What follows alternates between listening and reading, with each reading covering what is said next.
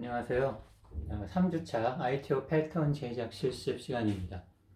먼저 앞에서 교수님의 이론적인 내용과 그리고 우리 학교에 있는 포토리소그래피 할 수 있는 탭에서 실제 제작하는 영상을 보셨습니다.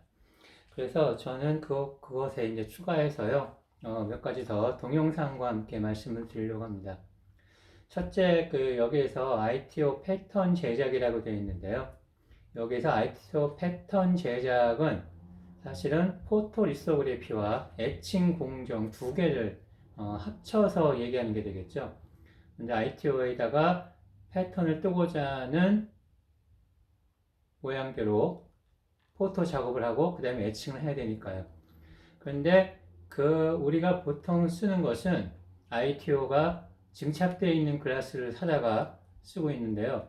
사실 실제 현장, 제조 현장에서는 ITO도 현장에서 증착을 합니다. 그래서 그것도 저희가 동영상과 함께 설명을 드리려고 해요. 그리고 지난번에 원래 세정 시간에 말씀을 드렸어야 하는 건데, 애초에 기본이 되는 글라스 관련 내용도 같이 좀 볼 수 있도록 하겠습니다.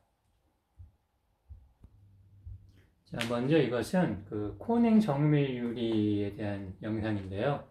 우리가 사실 전에는 삼성에서 LCD를 만들 때 아예 미국 코닝사와 합작을 해가지고 삼성 코닝 정밀 유리라는 회사를 만들었었어요. 근데 LCD 사업이 좀 안 좋아지면서 다시 분사해가지고 코닝 정밀 유리라고 탕정이 있습니다. 근데 원래 본사는 미국에 있죠. 그런데 일단 우리가 기본이 되는 글라스에 대해서 좀 더 알고자 해서 글라스에 대한 동영상을 잠깐 보시도록 하겠습니다.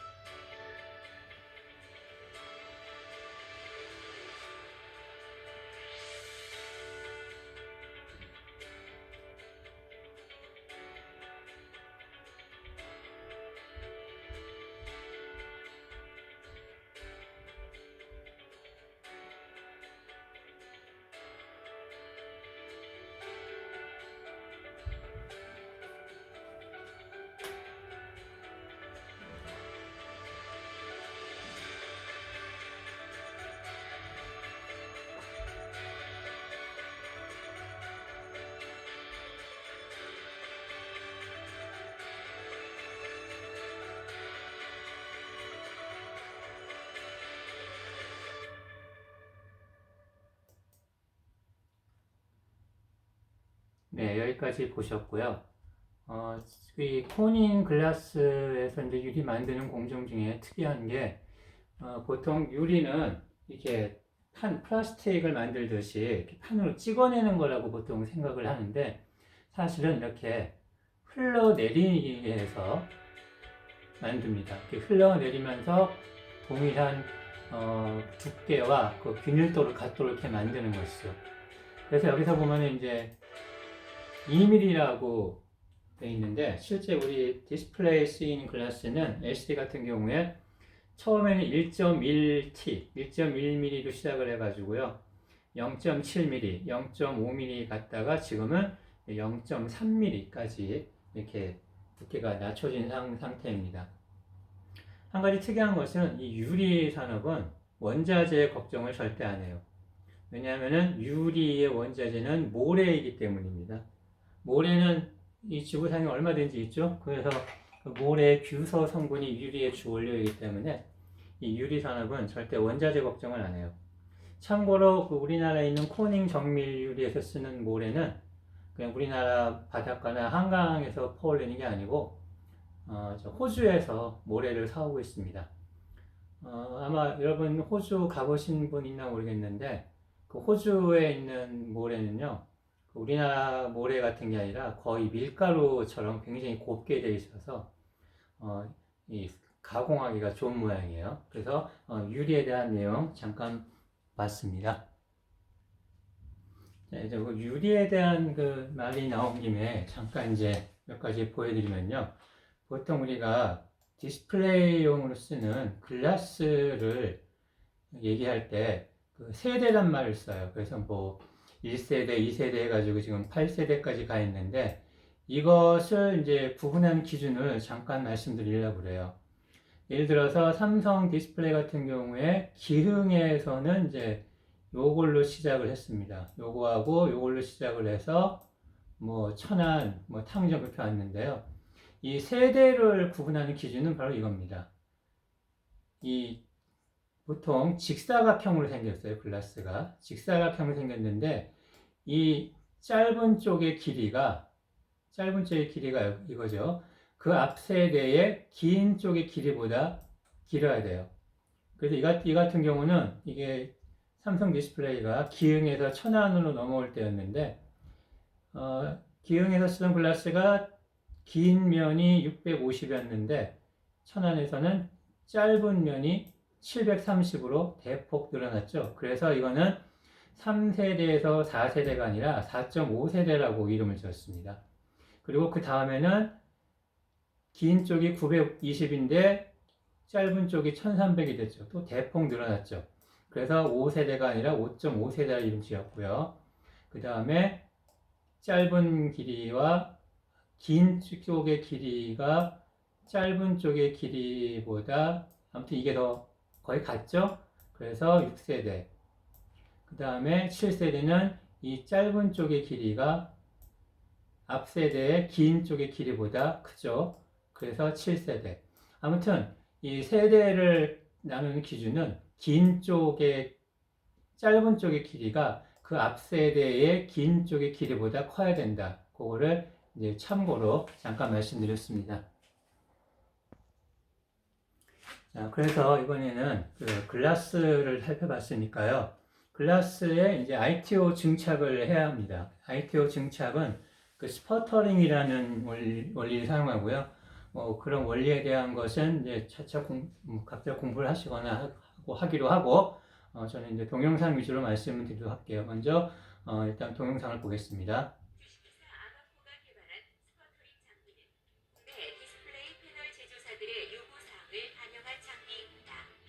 이는 세계에서 가장 까다로운 기술 요구 수준을 만족시킴을 의미하기도 합니다. 전 세계 50% 이상의 시장 점유율에도 불구하고 기술적으로 종속된 사업 구조를 유지했던 우리의 디스플레이 산업은 본 연구 성과를 통해 새로운 전기를 맞게 되었습니다. 수입에 의존하던 많은 장비들의 국산화와 부품 국산화를 더욱 가속화할 것입니다. 향후 LCD 산업뿐만 아니라 OLED 등의 차세대 디스플레이 분야와 태양 전지, 터치 패널, 건축용 유리 및 광학 코팅 등 다양한 산업에 적용되어 대한민국의 새로운 성장 동력을 뒷받침하는 든든한 후방 산업이 될 것입니다. 네, 이것은 이제 아바코라는 회사의 영상이었는데요. 여기 보시는 것처럼 제가 아까 글라스 사이즈 말씀드렸죠. 굉장히 엄청난 사이즈예요. 그것을 이동하기 사실은 글라스 때문에 설비가 이렇게 커지는 그런 면도 있죠. 그래서 글라스를 이런 식으로 이렇게 넣고 빼고 하는 거고요. 지금 여기에 보시는 것은 이 중간에 이렇게 무슨 전선 같은 것들이 막 있죠. 이 전선은 그 타겟을 붙이는 곳입니다. 그래서 금속으로 된 타겟을 여기다 붙여가지고서 플라즈마에 의해 역이된 가스가 이 타겟을 쳐서 튀어나온 입자가 자기장에 의해서 움직여서 맞은편에 있는 글라스에 증착을 하게 되는 게 이제 스퍼터링 장비입니다. 네, 그래서요, 보통 이 정도 사이즈 되는 글라스를 이제 다루기 위해서는 굉장한 그 기술이 필요하다는 거 아셨죠? 보통 교수님께서 말씀하실 때 3m짜리 글라스라고 표현하시는데, 지금 이런데, 요즘은 이제 더 큰 사이즈를 쓰고 있기 때문에 보통 3m라고 이제 지칭을 하는 겁니다. 자, 그래서 스퍼터링 장비에 대한 내용은 제가 좀 자세히 설명을 드리려고 그림까지 그렸다가, 사실은 뺐어요. 왜냐면은 이게 어떤 그 기업체 내의 어떤 그 뭐 정보 그런 유출이 될 수도 있기 때문에 제가 이 그림은 좀 아쉽지만 자세한 내용은 소개 못 드리고요. 대략적인 내용을 말씀드리도록 하겠습니다. 일단 스퍼터링 장비는 실제로 이런 식으로 이제 이루어집니다.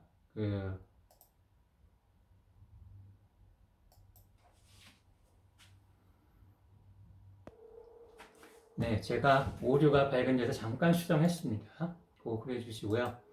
자, 일단 글라스가 들어가야겠죠? 아까 보셨죠? 어마어마하게 큰 글라스를 이렇게 옮기는 거. 그리고 증착을 할 때는 이렇게 세로로 세워서 합니다. 왜냐하면 이제 입자들이 이제 와서 부딪히는데 여기 이제 중간에 파티클들이 이렇게 떨어질 수 있기 때문에 이렇게 눕혀서 하면은 그래서 글라스는 이제 세워서 보통 증착을 합니다. 근데 그 전에 온도를 상승을 시켜 놓고요. 적정 온도까지. 그 다음에 실제 스퍼터링 증착을 하고요. 온도를 다시 하강시켜야겠죠. 이 진공 중에서 이루어지기 때문에 온도가 높은 상태에서 바로 바깥으로 나오면은 산화, 뭐 여러 가지 불순물에 오염될 수가 있어서 반드시 온도 하강시킨 다음에 글라스 언로딩을 합니다. 실제로 글라스 설비는 이렇게 생겼어요. 이게 각각의 이제 챔버인데, 예, 왜 이렇게 생겼냐면 시간을 절약하기 위해서입니다. 아까 말씀드린 것처럼 온도 상승, 증착, 온도 하강 이렇게 하면 이걸 다 일일이 하나에서 하려면은 시간이 걸려요. 그래서 여기에 글라스가 이렇게 들어옵니다. 들어오면은 여기에서 얘가 이제 로버트 팔이에요. 로버트 팔이 먼저 여기다가 넣어가지고서 온도를 상승을 시킵니다. 그리고 여기는 증착, 그리고 여기는 온도 하강.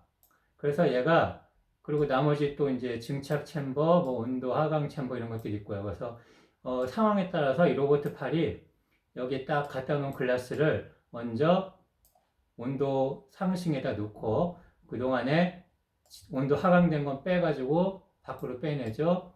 그 다음에 증착된 건 다시 온도 하강으로 가고 비었으니까 온도가 충분히 올라간 글라스를 다시 증착 챔버에 넣고 이런 식으로 이 로봇가 왔다 갔다 하면서 일을 합니다. 그리고 각각의 택타임, 시간이 다르기 때문에 그에 따라서 택타임이 제일 긴 것, 보통 증착 정도가 되겠죠. 그래서 여기 챔버가 비어있지 않을 때는 여기저기 왔다 갔다 하면서 아무튼 이런 식으로 분배를 하면서 사실 제조 공정에서는 시간, 택타임도 굉장히 중요한 요소거든요. 그래서 이런 식으로 구성이 돼 있어요.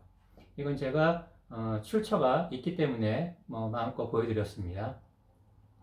그래서 실제로는 이제 이렇게 생겼죠. 아까 보신 건 평면도고 이 어플라이드 머티리얼스라고 삼성 디스플레이 납품을 하는 업체인데요. 여기에 챔버도 이제 이렇게 생겼습니다. 그래서 글라스가 들어가서 여기에서 각각에 해당하는 챔버에 넣었다 뺐다 하겠죠. 그래서 최종 완성된 거는 이쪽으로 이렇게 빼내가는 게 되겠습니다. 예를 들어서 이게 굉장히 택타임 때문에 이제 만들었고요. 그래서 여기 사람 보이시죠? 사실은 LCD 장비가 이렇게 크고 비싼 이유가 글라스 사이즈가 크기 때문입니다. 실제로 보면 이제 굉장히 어마어마하다는 것을 좀 느낄 수가 있어요. 네, 이제 증착을 했으니까 포토 공정을 해야죠. 요거는 교수님께서 소개해 주셨던 요 자료를, 동영상 자료를 잠깐 보도록 하겠습니다. 2천억짜리 반도체 장비.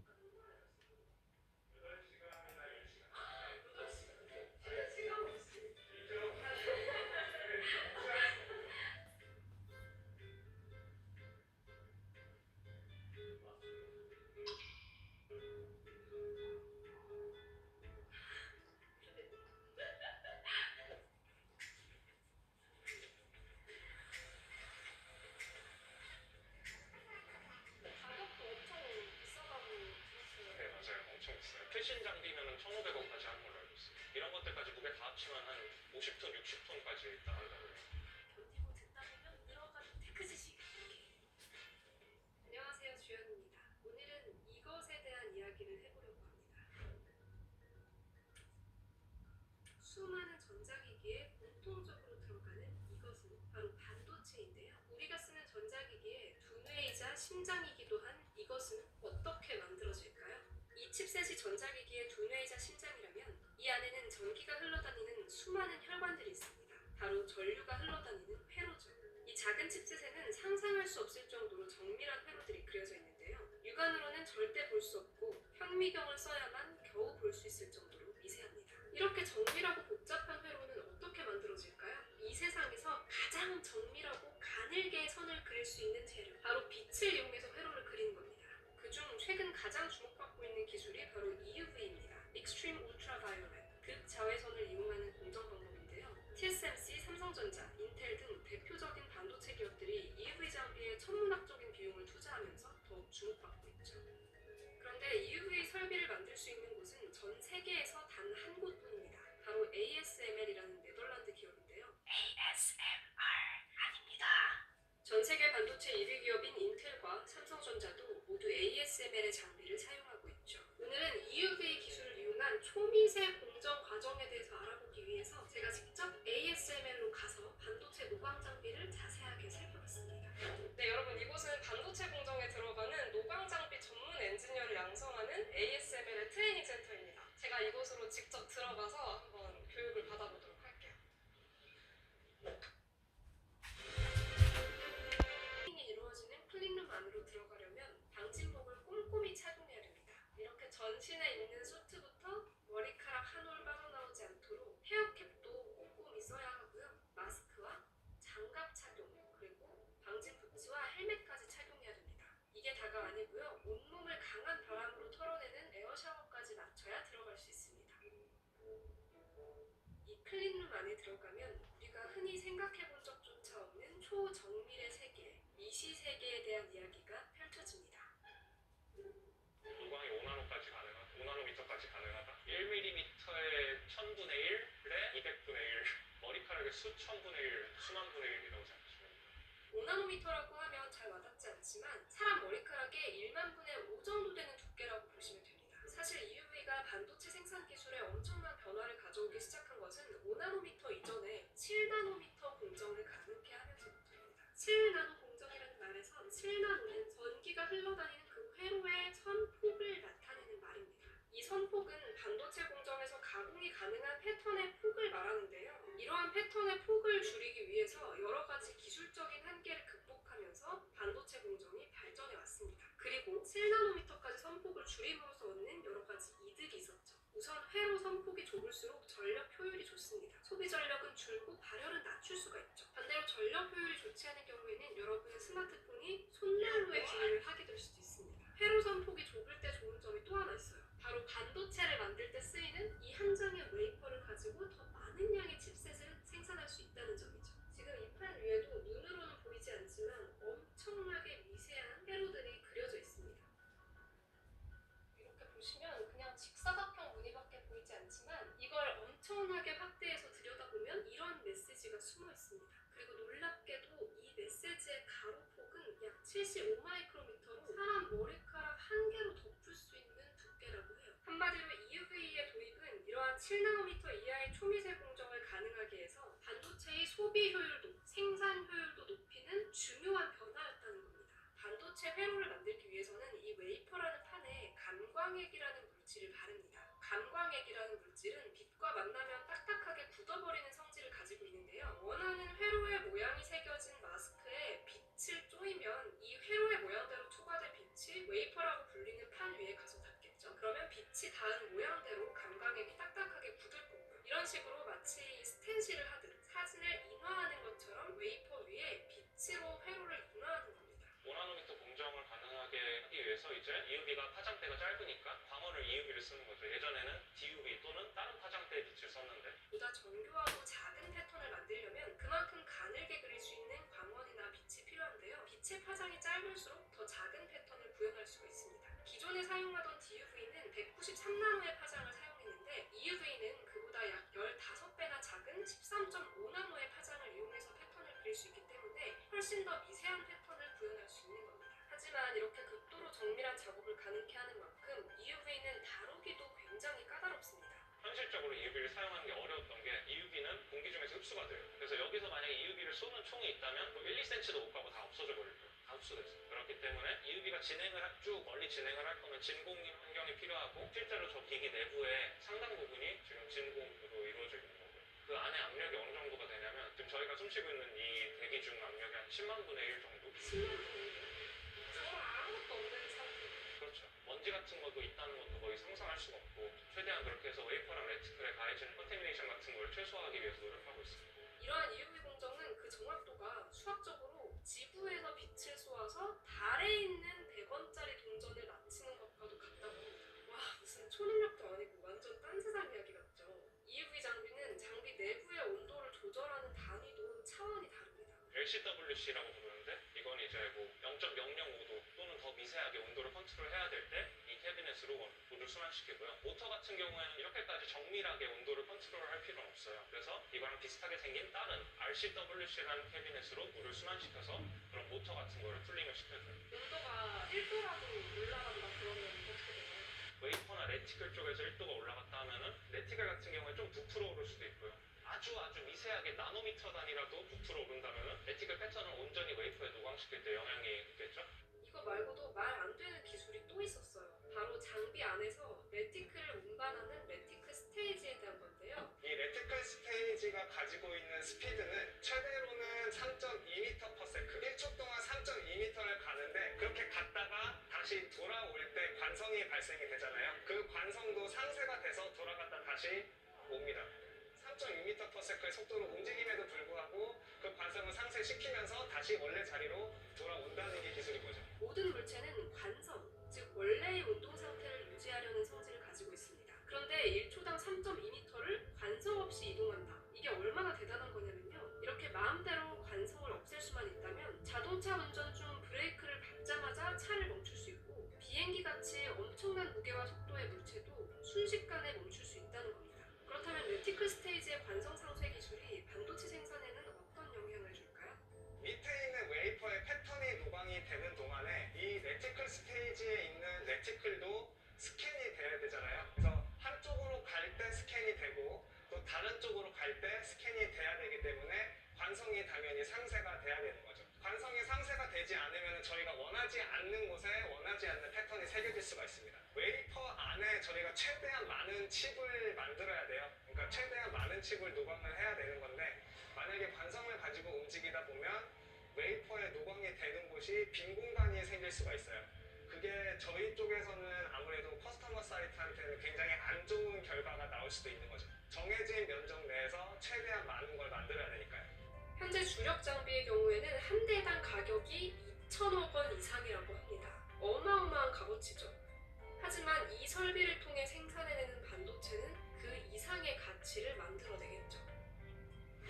제가 요즘 쓰고 있는 갤럭시 노트 20 시리즈에도 ASML의 EUV 장비로 생산된 반도체가 사용된 것으로 알고 있는데요. 업계 관계자로부터 확인을 해본 결과 올 가을에 공개될 애플의 A14 칩셋은 이미 5나노미터 공정으로 제조되고 있다고 합니다. 앞으로는 7나노, 5나노를 넘어 3나노까지 반도체 공정은 더욱더 극도로 정밀한 미시 세계로 넘어가고 있는데요. 결국에는 이러한 초정밀 기술을 독점하는 기업이 전 세계 반도체 산업을 선도하게 되겠죠. 자, 우리가 늘 사용하던 이 작은 기기 안에 상상조차 하지 못했던 엄청난 세계가 펼쳐지고 있습니다. 앞으로도 우리가 일상에서 사용하는 물건에 적용된 신기한 기술 이야기들 들려드릴게요. 시청해주셔서 감사합니다. 네, 이렇게 해서 이제 EUV 장비에 대한 내용 봤고요. 이제 아까 굉장히 비싸다고 했는데 이거를 이제 뭐 국산화하는 내용도 잠깐 보시도록 하겠습니다. 우리가 사실 그 2019년 8월부터 시작된 그 반도체 소재 국산화 이런 얘기 많이 하죠. 일본의 보복에 대응해서. 근데 사실 그 장비 국산화에 대한 내용은 별로 없었어요. 그런데 요거 참고로 한번 보시도록 하겠습니다.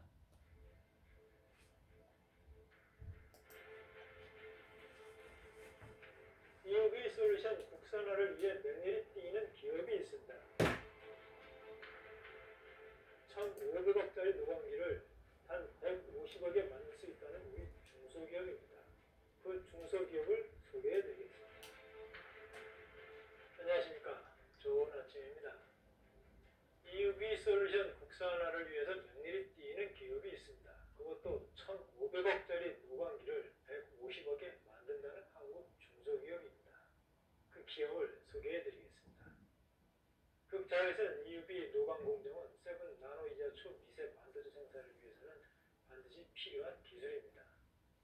EUV는 빛 파장이 13.5나노미터로 현재 첨단 반도체 양산 라인에서 쓰이는 브라아르곤 액팅 장비보다 짧습니다. 빛 파장이 짧으면 더 미세하게 회로 패턴을 새길 수 있습니다. 각 회로 레이어별로 여러 번 새길 패턴을 한 번에 새길 수 있다면 원가를 대폭 절감할 수 있다는 것이 EUV 생태계 관계자들이 주장하는 내용입니다. 그러나 EUV는 기존 노광 기술과 달리 빛을 여러 단계 반사해야 하고 진공 상태에서만 효율이 나오는 등 난관이 적지 않습니다. EUV용 마스크와 마스크 보호를 위한 펠리클 감광제인 포토레지스트를 비롯한 관련 재료의 새로운 개발이 필수적으로 요구되는 시점입니다. 특히 펠리클은 가로 110mm, 세로 144mm 크기에 두께가 50나노로 매우 얇은 초박막 필름 형태라 만들기가 쉽지 않습니다. 펠리클을 마스크 위로 고정하는 일은 더 어렵습니다. 게다가 마스크 한 장 가격은 수억 원대에 달하고요. 펠리클은 2천에서 3천만 원대에 달합니다. 이런 마스크와 펠리클을 잘 보관해서 운반하는 일이 또 만만치가 않습니다. 현재 EUV 포드는 두 번째 미션까지 개발되어 있고 그 마스크 팹 단계에서부터 마스크를 보호할 수 있도록 설계되어 있습니다. 하나하나가 첨단 기술이고 하나하나가 바로 돈과 직결이 됩니다. 그것도 엄청나게 큰 돈입니다. 이렇게 복잡하지만 차세대 반도체 시장에서 없어서는 안 될 필수급 자외선 공정이 주목받고 있습니다. 7나노 EUV의 광원을 통한 삼성전자 AP가 양산되고 이 광원을 활용한 5나노와 3나노 양산 공정도 수년 내 구현될 예정으로 있습니다. 삼성전자는 EUV 전용 생산 라인을 내년 상반기에 가동하게 되는데 신설 라인은 기존 브라아르곤 공정에서 쓰인 노광 기술과 방식이 아예 달라서 새로운 부품이 필요하게 됩니다. 국내 생태계는 아직 열악하기만 합니다. 90% 이상 일본에서 수입해왔던 EUV 포토레지스트는 지난 7월 일본 수출 규제 이후 직격탄을 맞았습니다. EUV용 마스크는 삼성전자와 SK 하이닉스에서 자체 생산하지만 제작에 필요한 장비와 소재는 역시 수입에 의존하고 있는 형편입니다. 그리고 EUV 노광 장비는 네덜란드 ASML이 대당 1,500억이라는 엄청난 금액의 독점 공급하고 있는 실정입니다. 이런 생태계에 과감하게 도전장을 내민 국내 기업이 있습니다. 바로 이솔이라는 중소기업입니다. 이솔은 EUV 솔루션의 줄임말로 국내 반도체 펠리클 업체인 FST 자회사이기도 합니다. 회사 이름대로 EUV 공정에 필요한 다양한 솔루션과 장비를 개발하고 있습니다. 그런데 이 회사는 최근 독특한 장비를 개발하고 있습니다. 바로 EUV 포토레지스트 개발 속도를 저비용으로 가속할 수 있는 장비입니다. EUV 포토레지스트는 EUV 노광 공정을 하기 전 웨이퍼에 발라야 하는 물질이지만 국내에서 이를 구현할 수 있는 기업은 아직 없습니다. 특히 국내 소재 중소기업은 1,500억 원을 훌쩍 넘는 EUV 노광기를 들여서 실험할 여력이 안 됩니다. 이 때문에 선진 기술을 먼저 채용할 수밖에 없는 대기업과 협력에도 한계가 있을 수밖에 없습니다. 이솔이 개발 중인 에밀레라는 이 장비는 기존 EUV 노광 장비처럼 EUV 마스크에 새겨진 회로를 축소해서 노광하는 방식이 아닙니다. 대신 EUV 노광기와 동일한 파장인 EUV 빛으로 간접 현상을 응용해서 포토레지스트 성능 평가를 하게 되는 구조입니다. 구체적으로 EUV 노광기에 장착된 포토 마스크와 EUV를 반사시키는 11개 미러를 모두 걷어내고 웨이퍼와 EUV 광원 사이에 금속 부품 하나만을 놓게 됩니다. 이 부품에는 좌우 일정한 간격으로 두 개의 사각형 구멍이 뚫려 있는데 사각형을 자세히 들여다보면 폭 32나노미터에 가는 금속선들이 일정하고 촘촘하게 배치되어 있는 것을 알 수 있습니다.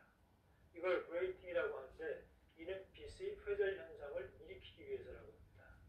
EUV 광원이 두 사각형 구멍을 통과해서 그레이팅을 만나게 되면 다양한 방향으로 빛이 회절돼서 꺾이게 됩니다. 이때 구멍을 통과한 빛이 서로를 간섭하기 시작하면서 빛의 세기가 세지거나 약해지는 부분이 생기게 됩니다. 그 센 부분이 EUV용 레지스트에 닿아서 16나노미터 폭의 세로질 패턴을 형성하게 되는 원리라고 합니다. 반도체 회로 모양은 아니지만 빛으로 패턴을 찍어내는 노광 공정 특성을 그대로 반영해서 포토레지스트 패턴의 형성 성능을 확인하는 것입니다. 이솔은 이에 대한 관련 장비 특허 출원도 마쳤습니다. 이동근 이솔 부사장은 엄청난 가격의 EUV 노광기가 없어도 EUV 포토레지스트를 충분히 실험할 수 있다고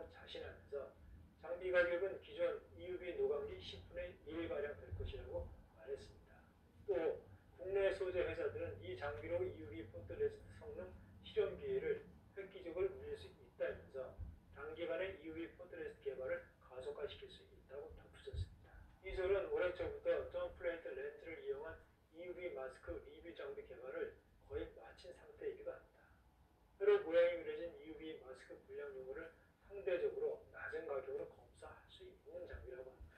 김병국 이솔 대표는 앞으로 설립될 반도체 테스트 베드 등의 이 장비를 활용하면 일반 포토레스트 회사와 기술 격차를 크게 줄이는데 기여할 수 있을 것이라며 더욱 가격을 낮춘 EUV 포토레스트 감도 평가 장비도 함께 개발하고 있다고 말했습니다. 기술 한국으로 가는 길입니다. 일본 수출 규제에 맞서서 모두가 힘을 합하는 시기에 또다시 들려온 EUV 노광기 개발 소식은 한껏 뭔가 마음을 활짝 피게 만듭니다. 1,500억짜리 노광기를 단 150억 정도에 만든다. 꿈과 같은 소식 아니겠습니까? 우리 한국인들이 기술력에 우리는 박수를 보낼 수밖에 없습니다. 아무쪼록 이솔 기업의 드림 이 노광기가 하루빨리 현장에 투입되면서 기술 한국의 위력을 다시 한번 세계에 떨치기를 정말 바랍니다. 우리는 기술 한국을 끝까지 응원합니다. 그리고 끝까지 갑니다. 끝까지 갑니다. 감사합니다.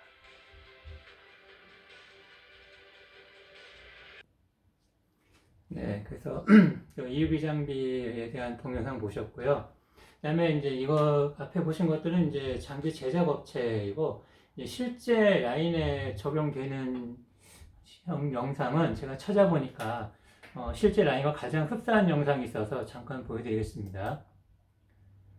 실제 라인은 이런 식으로 PR이 빛에 반응하기 때문에 이렇게 이런 그 형광등빛을 가려서 이렇게 좀 어둡게 그 PR이 반응하지 않도록 유지를 하고 있어요. 그리고 보시는 것처럼 뭐 내부는 보이지 않는데 엄청 크죠. 그리고 이건 캐논 설비네요. 그리고 사람이 거의 없습니다. 왜냐면 사람이 필요가 없고요.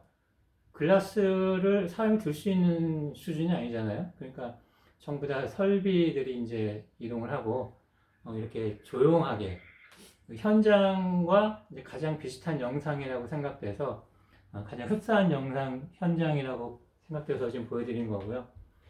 이렇게 저기 앞에서 방진복 입고 들어간 거 나왔는데 그것도 굉장히 좀 주의를 해야 하는 그런 단계입니다. 여기 방진복 입은 모습이 잠깐 보이네요. 저런 식으로 온몸을 뒤집어 쓰고 그리고 들어갑니다. 들어가서 보통 작업자들은 한 8시간 그리고 엔지니어들도 뭐 그 정도씩 있다 나오면은 뭐 온몸이 그냥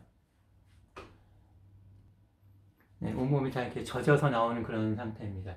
그리고 제가 그 포토 공정하는 곳도 제가 레이아웃을 한번 보여드리려고 그림까지 그렸는데 역시 그것도 이제 문제가 소지가 될까봐 그건 보여드리지가 않고요. 참고로 이런 식으로 되어 있습니다. 탭은 이렇게 뭐 포토 공정 이렇게 따로 있고요. 뭐 엣지 및 스트링 여기 애싱이라는 것도 있는데 이건 드라이 식각 같은 거고요.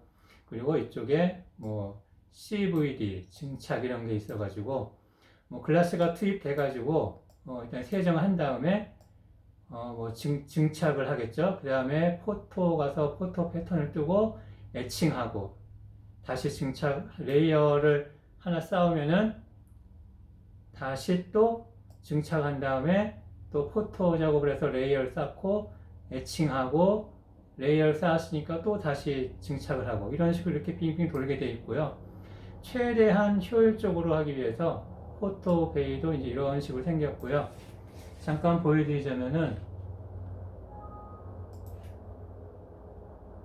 아까 동영상에서 이제 이렇게 나왔잖아요. 포토 베이도 사실은 이렇게 디귿자 형식으로 생겼습니다. 그래서 들어가면서 이제 세정을 깨끗이 하고 여기서 세정 및 PR 코팅을 하고 여기 이쯤에서 노광을 하고 다시 돌아오면서 다시 한번 베이크라든가 뭐 이런 공정을 거치고 노광 및 현상이죠. 그리고 이쪽에 다시 한번 세정을 하는 공정을 거치고 나오게 돼요. 그래서 쭉 들어가서 이렇게 디귿자 형태로 나오게 됩니다. 그래서 이런 식으로 포토 공정이 이렇게 진행된다는 거고요. 참고로 그 PR 코팅을 할 때요.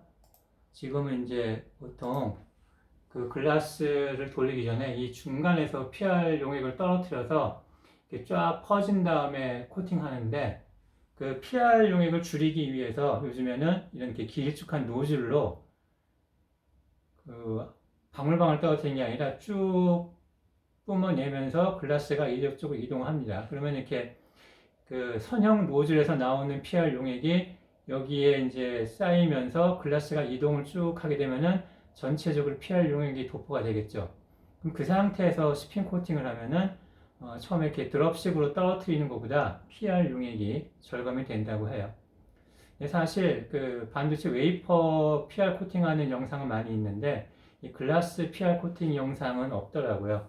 아마 좀 민감한 부분이 있어서 그런 것 같은데, 실제로 이 어마어마한 글라스가 그 빠른 속도로 돌아가는 거 보면은 좀 무섭기도 합니다. 그래서 옆에 가기가 꺼려질 정도로 굉장히 좀 그런 공정이라고 전 생각이 됐어요. 네, 이제 그 다음에 이제 패턴을 떴으니까 애칭을 해야겠죠. 애칭은 간략하게 이렇게 PR이 가려져 있지 않은 부분을 이건 웻 애칭이죠. 이런 식으로 이렇게 깎아내는 그런 과정입니다. 굉장히 짧으니까 다시 한번 볼게요. PR 패턴이 아까 만든 것처럼 이렇게 만들어지면은 이 사이에 그 케미칼이 들어와서 여기는 보호가 되니까 이 노출되면 깎아내는데, 이게 점점 미세 공정이 돼 갈수록 이 옆으로 이렇게 스며 들어가는 문제가 있는데, 이것도 뭐 기술적으로 지금 많이 해결이 되어 있는 상태입니다. 그래서 보통 애칭 장비는 스트립 장비하고 같이 붙어 있어요. 그 패턴 뜬 것을 애칭을 하고 나면은 그 패턴이 PR 패턴은 필요가 없어지죠. 그래서 그 필요 없어진 PR 패턴을 벗겨내는 게 스트립입니다. 그래서 애칭 장비도 이런 식으로 인라인으로 생겼는데 무조건 효율적으로 하기 위해서요. 그래서 애칭을 하고 쭉 돌아서 스트립, PR 벗겨내고 세정까지 한다면은, 그리고 이제 교수님이 말씀하신 것처럼 이제 에어 커튼이라고 굉장히 이렇게 센 그런 그 바람으로 최종적으로 말려주게 됩니다. 그래서 그 마지막으로 한 가지 말씀드리면은, 지금 ITO 패턴만 해도 굉장히 공장이 많잖아요. 그러니 그 소자 하나, 그 OLED나 LCD 판넬 하나 만들려면 얼마나 많은 공정이 필요하겠어요. 그래서 요즘은 이 각각의 공정을 어떤 식으로 효율적으로 돌고 막힘없이 돌 것인가, 그런 것들이 이제 또 하나의 그 관점이 되고 있습니다. 네, 그래서 오늘 공정에 대한 동영상 시청은 여기까지 하겠습니다. 수고하셨습니다.